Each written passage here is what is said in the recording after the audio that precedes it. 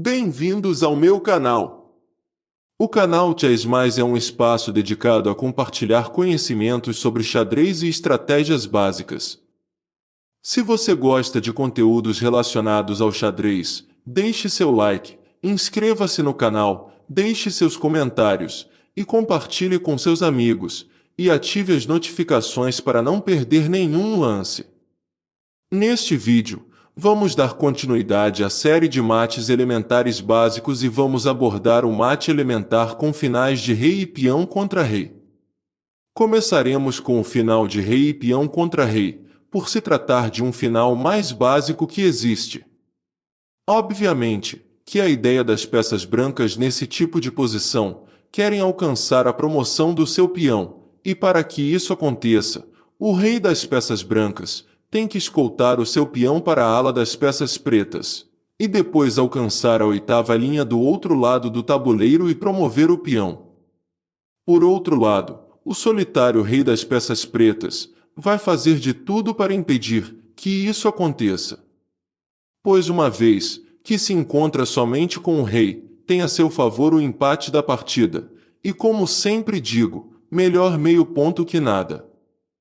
A princípio, o que temos que entender, e definir isso como um tema crucial, para entender que os finais de rei e peão é um dos fundamentos do xadrez, que envolve o que chamamos de oposição ao rei adversário, ou seja, enfrentar o rei adversário, o que trataremos em um próximo vídeo, o qual também envolve o reconhecimento das casas críticas que acompanham esse tema, para termos êxito nas manobras que envolvem o processo.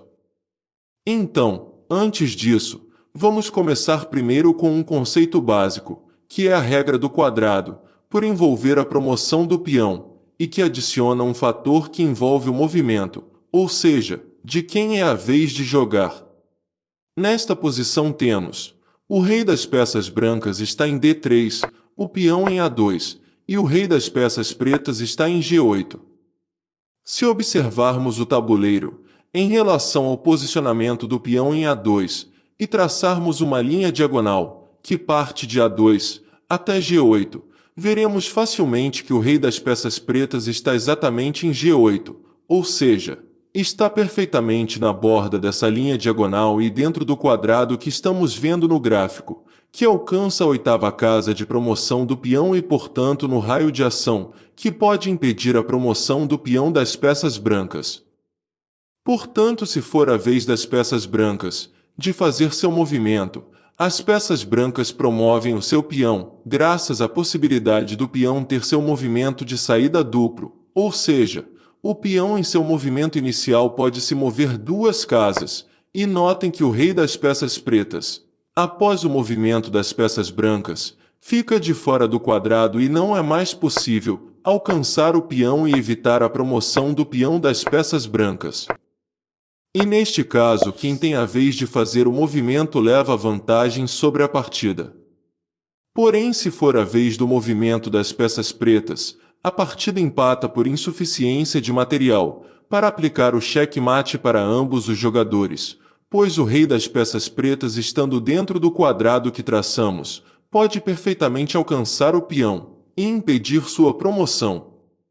Isso nos dá a clara visão da importância da vez do movimento, ou seja, se trata diretamente de quem é a vez de movimentar, ou seja, de quem é a vez de jogar, que no caso vai definir a partida.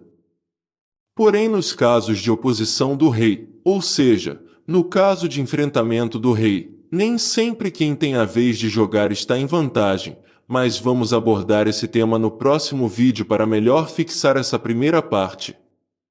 E chegamos ao fim de mais um vídeo, onde estamos dando continuidade à série sobre os mates elementares básicos, com finais de rei e peão contra rei.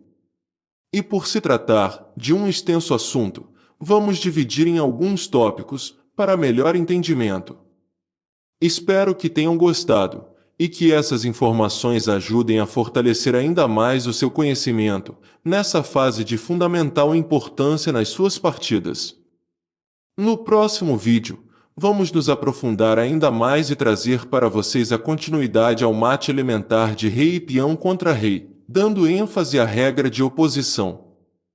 Se gostou do conteúdo, já deixe o seu like, deixe seus comentários, compartilhe com os seus amigos e se inscreva no canal para não perder nenhum lance. E claro, ative o sininho para receber as notificações dos próximos vídeos. E os meus agradecimentos aos professores das instituições de ensino, onde adotaram o xadrez nas atividades de seus alunos. Um forte abraço, e nos vemos no próximo vídeo e bons estudos!